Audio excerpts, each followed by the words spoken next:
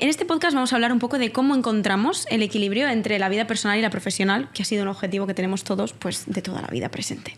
Pero ¿es posible encontrar este equilibrio o estamos hablando de una utopía?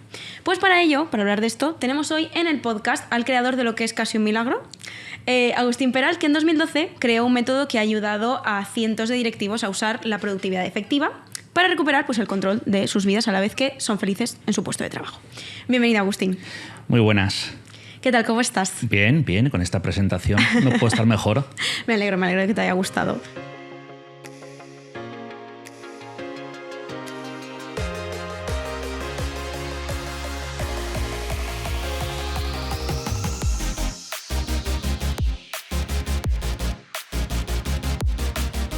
Vamos a explicar un poquito. Eres Agustín Peral, eres experto en productividad y gestión del tiempo y vienes pues, con tu empresa, que es Agustín Peral & Co, que hacéis un poco, sois un grupo de consultores que ayudáis pues, a gestionar este problema que todos tenemos cada vez más presente, que es compaginar la vida personal y la vida laboral sin morir en el intento, podríamos decir. Eso es. Vamos a empezar fuerte, Muy que bien. es si esto es posible conseguir un equilibrio real o estamos siendo demasiado utópicos. Pues mira, te voy a contradecir. No es que sea posible, es que es un deber. Porque ¿cuál es el problema? Si nosotros no logramos organizarnos bien y no tenemos un equilibrio entre las dos partes, la personal y la profesional, hay lo que llamamos nosotros un deterioro silencioso y progresivo. ¿Y qué ocurre? Que de aquí a unos meses, o bien en un ámbito o bien en otro, no seremos nuestra mejor versión, sino una versión deteriorada, ¿no? Totalmente. Y esto es lo que acaba trayendo problemas en mayor o menor grado. Gente que se quema o gente que no da su mejor versión, ¿no? O sea que no es que se pueda, es que se debe. Lo que pasa es que esto no es gratis. Esto no es gratis. Es decir, hay que aprender a hacerlo. ¿Eh? Y hay un esfuerzo inicial de entender qué es esto de ser organizado y productivo. Una de las formas de aprender es precisamente el método FASE. Quiero que nos expliques un poquito qué es y cómo y por qué decidisteis comenzar a desarrollarlo. Correcto, sí. Sí. Aquí, más que el método FASE, cualquier metodología es necesaria, ¿no? Porque si no, uno puede coger pues eso, pequeñas ideas, hacks, pero no tiene un formato integral que le permita atacarlo, ¿no? Yo por propia necesidad en el año 2012 lo desarrollé en un momento de mi vida que ocurre en estos momentos donde tienes muchos temas por resolver, por llamarlo temas, pero eran problemas, y lo que hice fue estudiar todo lo que había sobre la metodología de productividad personal, y lo que vi es que faltaba un método integral, un método que agrupara muchas de estas cosas, y empezamos ahí. Lo creé para mi uso, lo puse en práctica y con el tiempo hubo personas que me dijeron, oye, esto es muy interesante y lo quiero para mí, ¿no?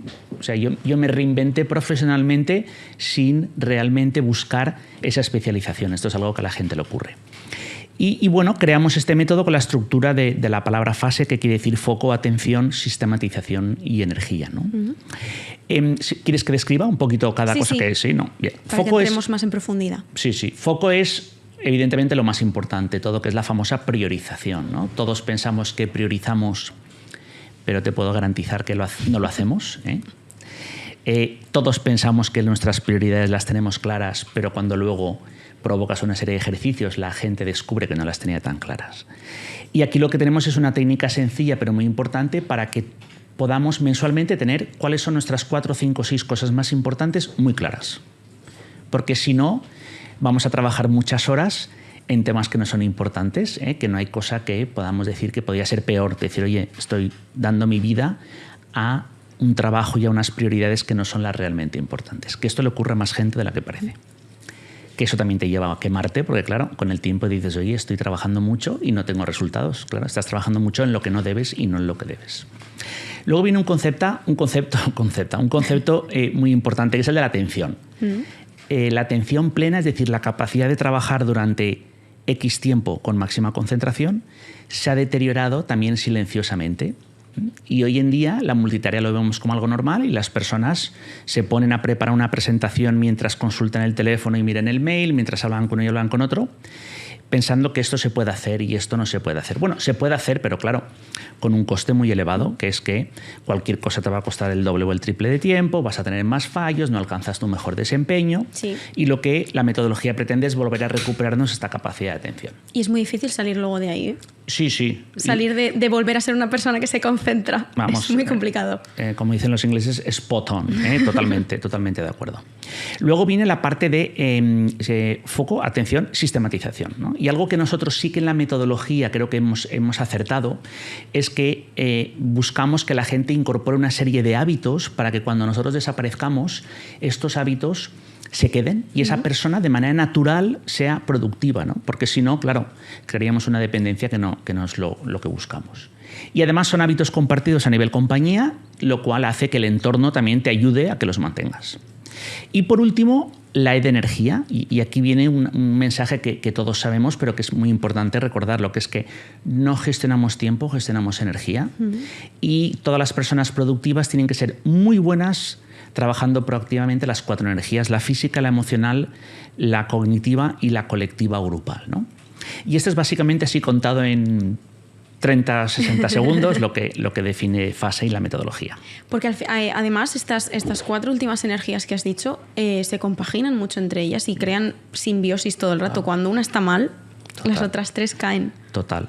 Y esto es muy curioso, ¿eh? Muy curioso como cuando logramos que personas que no han hecho nunca deporte, por poner un ejemplo sencillo de entender, empiezan a hacer deporte, como automáticamente nos dicen: es que me encuentro mejor a nivel emocional, es que últimamente me concentro mejor, es que mi equipo me lo nota. Es decir, el hacer deporte, que es la energía física, tiene influencia en la emocional, la cognitiva y la colectiva o grupal de tu equipo, ¿no? Y también podría explicar las otras conexiones en sentido contrario, ¿eh? Como hasta los retos cognitivos, que es algo que tenemos que provocarnos cuando nuestro trabajo no nos lo provoca, que hay veces que no nos lo provoca, o retos cognitivos distintos a los que estamos siempre acostumbrados. También es muy importante la influencia que eso luego puede tener en lo emocional, ¿no? Totalmente. O sea que sí. Hablando un poco del método, vosotros trabajáis con distintos profesionales y distintas empresas para desarrollarlo e implantarlo.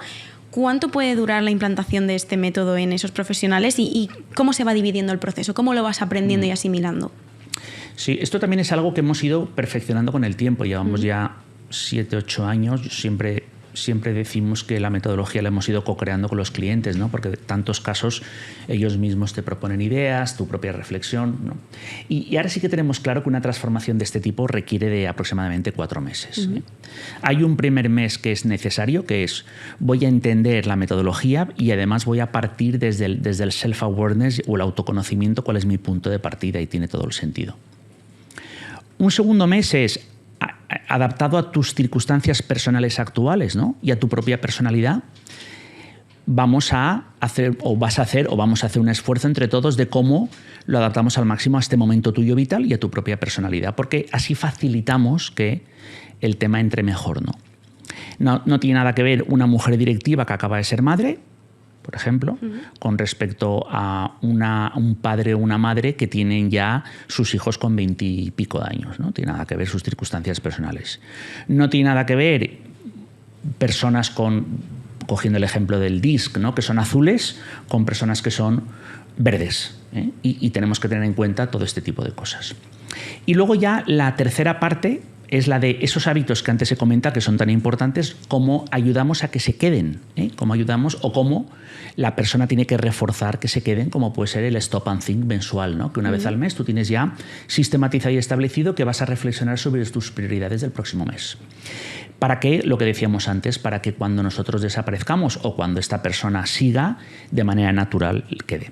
Y el cuarto mes es el final self-assessment, que es: oye, vamos a hacer una autoevaluación final para ver cómo estás y qué compromisos coges de futuro, ¿no? Al final, el medir y coger compromisos, y si puede ser con otra persona, es lo que hace un mayor crecimiento exponencial en alguien, y es por lo que seguimos este proceso. Y cuando llegáis al punto final, al cuarto mes, ¿habéis detectado casos en los que decís: ostras, necesitamos más tiempo con esta persona, con esta empresa, porque no termina de encajar? O igual ya ha pasado ese tiempo y dices: a lo mejor no estás preparado para llevar este camino. Fíjate, es que no es necesario esperar al cuarto mes. Esto lo ves pronto, ¿no? Por fortuna y porque nosotros insistimos mucho, el primer ejercicio que pedimos a nuestros clientes es la motivación individual para querer mejorar tu productividad, ¿no? Y aquí hay de todo. Hay gente que te dice: oye, porque quiero dedicar más tiempo a mis hijos. Hay gente que te dice: oye, quiero hacer un triatlón y quiero tiempo para ello, o quiero que me promocionen y sé que esto me puede ayudar. Pero claro, esta motivación es muy poderosa porque nosotros la vamos recordando para que la gente no pierda, ¿no? Otro caso distinto es cuando por razones X notas que esta persona está haciendo esto forzado y no quiere y no realmente haya algo dentro, o bien una creencia limitante suya de que esto no sirve para nada, o bien una serie de cuestiones que se escapan un poco a nosotros de, oye, yo estoy a punto de cambiarme de trabajo y ahora mismo no es el momento para mí esto y mi empresa me lo ha facilitado, pero no. Son muy pocos casos, ¿eh? Y lo que sí que, a tu pregunta de, oye, a los 4 meses, no, lo que sí que vemos a los 4 meses es gente que ha avanzado mucho y gente que ha avanzado menos. Lo que sí que intentamos es que esa persona coja mucha conciencia de en qué no ha avanzado y coja unos compromisos futuros, y también provocamos que internamente en su compañía tenga alguien con quien pueda hacer ese seguimiento si nosotros acabamos en el proyecto, que hay muchas veces que no, que seguimos con el proyecto. Que haya un body, un partner, un copartner, alguien con quien pueda hacer este seguimiento.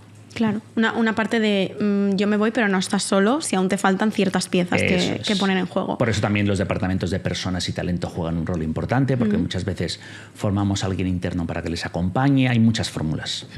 Dentro de este método FASE también hay otros 3 conceptos de los que no hemos hablado todavía, que es, bueno, hemos hablado pero más o menos, productividad, liderazgo y resiliencia, todo efectivo. Entonces, ¿en qué consiste cada uno y cómo se implica dentro del método? Claro, si nosotros aquí...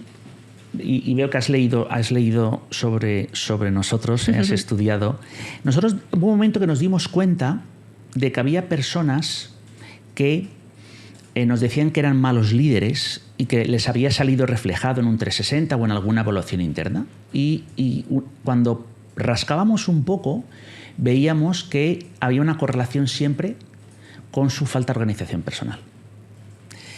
Y profundizamos, ¿no? Entonces, ¿qué vimos? Que la gente cuando no se organiza bien le ocurren 2 cosas que afectan a su liderazgo. Uno es, posponen, procrastinan o no hacen o no dedican tiempo ni a sus equipos ni a su familia. ¿Por qué? Porque es con quien más confianza tienen. Y lo segundo es que no eran role models, es decir, sus equipos nos podían hablar de su manager diciendo, no, es buen tío, es buena tía, me cae bien, pero es caótico. Pero su desorganización nos acaba afectando. Entonces vimos que si no se organizaban bien no se podía ser un buen líder, ¿no? Y luego también vimos, y esto nos pasó mucho en pandemia, que había determinadas personas que la pandemia los tumbó. Y vimos que había una correlación, es decir, no fueron suficientemente resilientes. Y había también una correlación entre no ser suficientemente resilientes y su falta de capacidad de organización. Y ahora vas a ver que tiene todo el sentido. Si tú no te organizas bien, por término medio, tu nivel de estrés y de cortisol va siempre desbordado, va elevado. En cuanto viene una circunstancia X, ajena, ya sea personal o profesional, de cierto calado que te estresa, la consecuencia es que te tumba, ¿no? Entonces, fíjate que vimos que también para ser resiliente había que ser productivo. De hecho, mi segundo libro es sobre resiliencia, los 6 pilares de la resiliencia, y uno de los pilares es la capacidad de ser efectivo. ¿Por qué además? Pues porque además cuando tienes muchos problemas o tienes más retos, el que tú seas capaz de acotar y fijar una serie de objetivos y ser muy efectivo en la solución de los mismos es necesario. O sea, ya no solo es por la parte del estrés que te elimina, sino por tu capacidad de avanzar en la resolución de esos mayores problemas que tienes, ¿no? Y aquí lo que vimos es que había una correlación, liderazgo, resiliencia, productividad, ¿no? Por eso decimos que el modelo de efectividad circular que llamamos, y por eso muchas veces cuando la gente empieza a ser más efectiva, nos reconoce que es mejor líder, ¿no? Tiene todo el sentido. Totalmente. Hilando con el tema del liderazgo, ¿cómo puede ayudar un método FASE a estos directivos a conectar con sus equipos? Que, como dices, es uno de los problemas que detectáis más.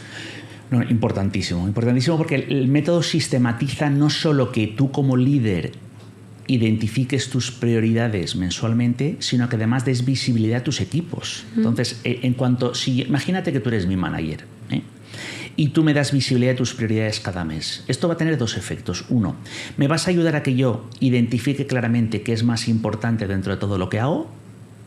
2, identifique más claramente lo que hago, a qué atiene, ¿no? y en dónde aporta valor, lo cual también es muy importante, ¿no? Por lo tanto, clave.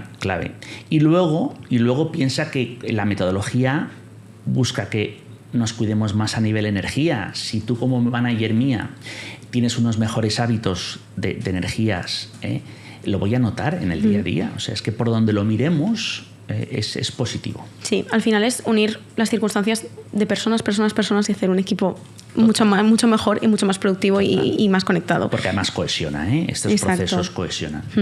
Hablando un poco del perfil directivo de un CEO, pues son personas con una visión muy clara, muy personal, tienen muy claro hacia dónde quieren caminar. ¿Cómo se influencia un CEO a ese nivel de productividad, organización? Mira dentro de tu empresa, intenta hacer cambios. Bueno, aquí hay dos cosas, ¿no? Una que por fortuna nos compran siempre, que es, oye, si de verdad quieres que tu organización mejore a nivel productividad, tanto por los resultados de la compañía, como porque además consideras y crees que quieres que tu gente venga contenta a trabajar y tenga vidas equilibradas, no hay que ser muy listo para darte cuenta que si tú quieres que la gente esté muy implicada con el proyecto, tienen que haber vidas equilibradas, porque si no la gente se te va a deteriorar, ¿no? Entonces, este es un primer caso que es, oye, tú tienes que ser role model. Si ellos no te ven a ti que cumples una serie de sistemáticas, hábitos y te organizas bien, ellos jamás lo van a lograr. Entonces, esta es una primera. Y luego una segunda, que los CEOs, antes tú decías, soy CEO o soy empresario de éxito, no puedo tener una vida personal. Ahora es justo al contrario. Ahora no solo es que tienes que dar ejemplo para tu equipo, sino que en tu casa, tu familia no te va a permitir que no aparezcas y que no estés, ¿no? Afortunadamente. Entonces ellos saben, y ya por fortuna lo compran, la idea de que esto no va de horas, esto va de efectividad. El work smarter, no harder, que suena tan bien en inglés, en español es trabaja mejor, no de más, por si le queremos poner un mantra, un título, ¿no? Y a ellos les interesa aprender a cómo hacerlo, y por eso pues están con las orejas, ¿no? Luego también hay otro tipo de CEO que nos contrata, que es el que los resultados no le salen. Entonces dicen, no, es que yo no hago esto solo por un equilibrio personal, es que no me salen los resultados y quiero a alguien que me ayude y no me da la vida. O sea, yo trabajo mucho y aquí no sale. Bueno, pues para eso estamos, y entonces les hacemos ver que tienen que ser en cierta medida contundentes en lo que dicen que no, porque si no, una vida de un CEO no acabaría nunca. Y además también revisar un poco, hablando de talento y de la gestión de personas, un poco por qué a veces se abandonan las compañías, que muchas veces es por esta falta de equilibrio. ¿Cuáles son las principales causas y cómo crees que los CEOs están empezando a admitir este tipo de herramientas para frenar ese escape de talento? Claro. ¿Qué hacen los CEOs avanzados y los departamentos de personas y talento avanzados cuando alguien dice que se va? Entrevistarse con él para averiguar por qué se va, ¿no? ¿Cuáles son las respuestas típicas? La respuesta típica no es no siento el propósito, que sí, pero no es la típica. Tú, por no sentir el propósito, no dejas un proyecto de un día para otro, ¿no? O sin haberlo hablado, La gente que abandona proyectos de una manera no esperada suele ser por dos razones. Una, no me llevo con mi manager, y esto, no llevarte bien con tu manager y no estar a gusto, es suficiente, y creo que todos lo hemos vivido, para decir no me quedo. Dos es, esto no es vida. O sea, esto no es vida porque trabajo mucho, me voy los viernes asustado o asustada de lo que me espera el lunes y llevo así 6 meses. Entonces, claro, también esto ha sido un viento a favor a nosotros, que también muchas compañías nos contratan porque quieren y saben que ayudando a que la gente sea más efectiva, se organice mejor, van a fidelizar el talento. Y que os voy a contar, la lucha por el talento que hay hoy en día y lo importante que es esto. Totalmente. Sí, sí. Hablando también un poco del tema de las empresas, ya no tanto del perfil directivo, hay veces que todo es prioritario y entonces nada es prioritario. ¿Cómo aprendemos desde incluso la propia empresa a dar ejemplo y a saber priorizar y poner el foco en lo que para la empresa va a ser prioritario para que, como tú digas, después, pues como has dicho, mi manager me dice qué quiere que haga este mes y yo tengo más enfocadas las tareas? Total. Hay veces que el problema es como que desde la empresa a lo mejor tampoco lo tienen tan claro. A ver, las grandes organizaciones y pequeñas, pero con cierto buen hacer, los objetivos anuales y lo que quieren hacer lo tienen bastante claro, ¿no? Llámale Big Strategic Avenues, llámale grandes iniciativas, llámale como quieras. Ahora bien, se trata de que seamos capaces desde esas grandes estrategias que cascadeemos hacia unos objetivos, que la mayoría de personas los objetivos anuales lo tienen más o menos claro, pero tú planificar tu semana y tu mes desde unos objetivos anuales es muy complicado. Entonces, lo primero que tenemos que hacer es ser capaz de enseñar a la gente a cómo transformar esos objetivos anuales a un tema más manejable mensual. Y luego, que tú lo has dicho, lo has dejado entender, es entrever, hay que cascadear. Y esto no es tan complicado, esto es muy sencillo, lo que pasa es que hay que crear las sistemáticas, ¿no? Y luego, otra cosa que también les deja entrever es que si tú eres mi manager y yo hay un momento dado que tengo demasiado en mi plato, con un lenguaje común de qué es prioritario y qué no, llamémosle como queramos, big rocks o grandes prioridades mensuales, voy a ir y te voy a decir, mira todo lo que tengo, ayúdame a ver qué es más importante, ¿no? Es lo de prioritizing, prioriza el priorizar. Y encima con un diálogo común contigo. Yo salgo de esa reunión con mucha más claridad y me quita mucha presión interna.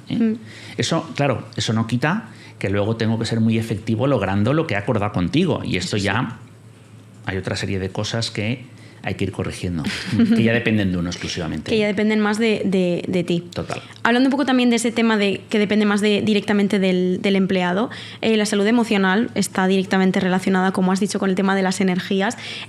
Aprender a organizarnos va a reducir, por lo menos de forma significativa, nuestro nivel de estrés. Evidentemente, ¿no? Piensa que tú cuando estás estresado generas una cosa que se llama cortisol. El cortisol es veneno, es veneno. De hecho, cuando el cortisol es excesivo, hay un momento dado donde tú empiezas a ver comportamientos tuyos, pues esto que incluso las personas lo notan, ¿no? Estás más irritable, te concentras peor, has perdido empatía, te vuelves un poco tremendista. Entonces, exceso de cortisol. Entonces, si tú te organizas mejor, el cortisol lo vas a tener más controlado. Pero si además en esta organización hay una parte que trabaja muy bien las energías, tú proactivamente vas a lograr que la energía emocional esté más controlada. Y luego hay otro tema que también nos olvidamos, que es en dirección contraria, que es que cuando nuestro estado emocional no es el correcto, lo que llaman los ingleses an internal state of discomfort, tu estado interno de incomodidad, de ansiedad, de miedo, de tristeza, lo que hace es que tú seas mucho más proclive a caer en los malos hábitos de la organización. ¿Por qué? Porque tú este estado interno de incomodidad lo quieres compensar con shots de dopamina. Entonces, ¿qué te da dopamina? Consultar el móvil de manera obsesiva. Mirar YouTube, mirar LinkedIn, mirar esto, mirar lo otro, la multitarea, gratificación instantánea. Y en cambio, los grandes temas que tienes que trabajar, la gratificación suele ser diferida. O sea que fíjate, es un círculo, en este caso, vicioso, que lleva a la autodestrucción, ya que cada día vayan a ver las cosas. Frente al revés, si trabajas proactivamente tus energías, no vas a tener este desgaste emocional y encima si te organizas mejor, generas menos cortisol y mejor energía emocional. Hablando de este punto en el que ya estás en un momento de que estás silenciosamente estás pasando a un estado en el que no deberías estar, ni para tu vida personal ni para tu vida profesional, ¿dónde está la línea o qué síntomas deberíamos ir detectando para saber hasta cuándo estás siendo responsable y comprometido, hasta cuándo estás sobrepasado por esa actitud de perfeccionismo a lo mejor en el trabajo? Claro, bueno, has tocado un tema importantísimo, que es el exceso de perfeccionismo, ¿no? Entonces, el perfeccionismo es malo, puede ser malo si lo aplicas a todo lo que haces. Yo a mis hijos siempre les digo, hay que sacar un 10 en los temas muy importantes, con un 6 en los temas menos importantes en la vida es suficiente, porque si queremos sacar en todo 10, no vamos a llegar. Entonces, ¿dónde está el límite? El primero en identificar qué es lo más prioritario y ir a por todas, y en lo otro cumplir un mínimo. Esto es lo primero, ¿no? Y luego lo segundo es que al final también en muchas ocasiones la falta de productividad y de organización la compensamos metiéndole más horas. Y esto es un error, ¿no? Y es ahí cuando tú empiezas a ver que no llegan los resultados y entonces empieza la frustración, el agotamiento, el cabreo, empieza un poco todo. Por eso, quieras o no, el que empecemos a dominar algunas de estas técnicas va a tener fruto en el sentido contrario, ¿no?, al que decías tú.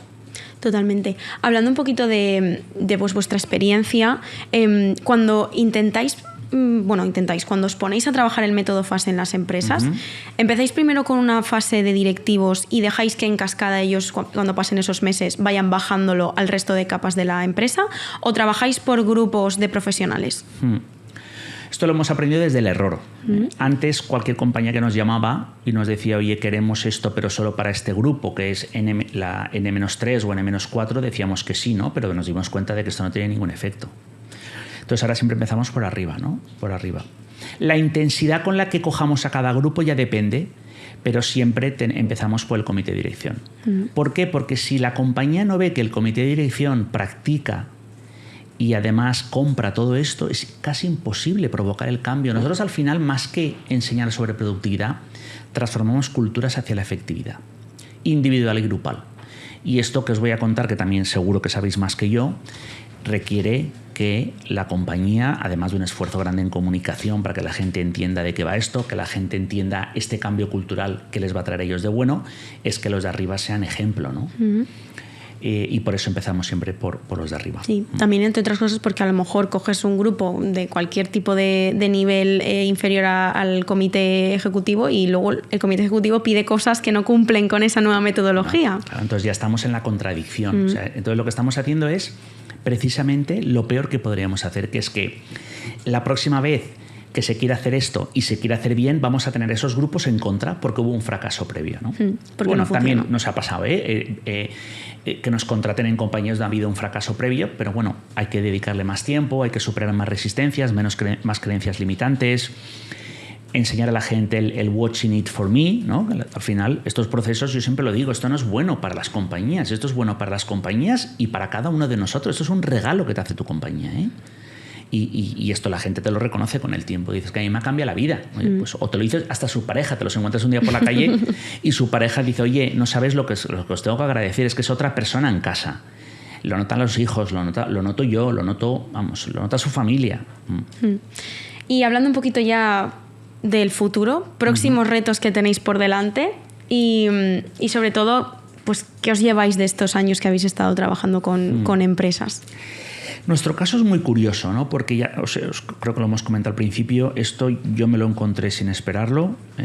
Un antiguo compañero de SAD en Barcelona me dijo, oye, se lo enseñé un día y me dijo, oye, esto está muy bien, te voy a contratar. Fue probablemente nuestro primer gran proyecto. A partir de ahí, el boca a oreja nos hizo ir creciendo y cogiendo proyectos en grandes empresas donde yo estaba solo, yo era un solopreneur. Hubo un momento donde ya me di cuenta de que esto tenía riesgos porque si a mí me pasaba algo, el proyecto se bloqueaba y además si no iba a poder absorber la demanda. Y entonces empezamos a contratar gente, ¿no? Ya más que contratar gente, a buscar gente que sabíamos que tenían experiencia directiva previa, que además estaban en una fase de su vida donde ya querían tener un poco otro tipo de trabajo, abandonar el mundo de la empresa. Y fue incorporándose. Entonces hicimos esto escalable, que ha sido otra sorpresa, porque efectivamente mi persona no es determinante, ¿no? Había gente que me decía, no, es que como tú has creado la metodología no va a ser lo mismo. Al contrario, y hay gente en el equipo mejor que yo, afortunadamente. Y luego nos ha pasado otra cosa que también era inesperada, que es el tema de la internacionalización, ¿no? Gracias a proyectos que han sido exitosos en España, compañeros, peers de estos CEOs y de estos comités de dirección o de otros niveles de otros países nos llaman. Empezamos con un proyecto en plena pandemia en Turquía, donde estuvimos 1 año y medio o 2 años sin conocerles físicamente, que fue un éxito. Esta gran corporación luego nos dio Francia y nos acaba dando toda Europa y entonces se ha convertido en la metodología de alguna manera oficial para ellos de productividad personal, ¿no? Y luego, eso es un efecto que nos ocurre y otro efecto es que clientes nuestros antiguos cambian de compañías y se van a vivir a otros países y también nos llaman. Y bueno, pues este último año hemos estado formando a gente en Suecia, ¿no? En Alemania, Inglaterra, Italia, Francia.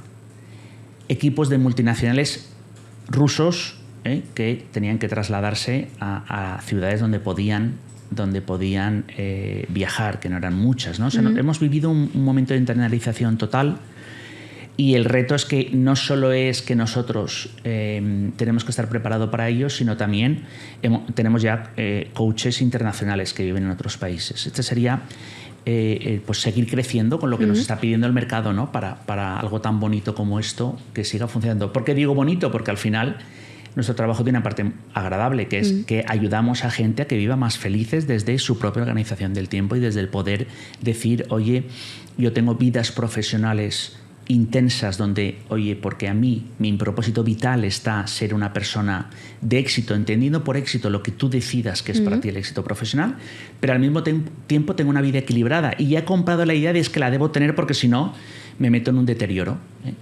Y nuestro reto es seguir creciendo y transformando vidas. Y luego sí que mantener esta internacionalización, porque es algo también muy, muy atractivo, ¿no? Es muy enriquecedor trabajar con todas estas culturas distintas, ¿no?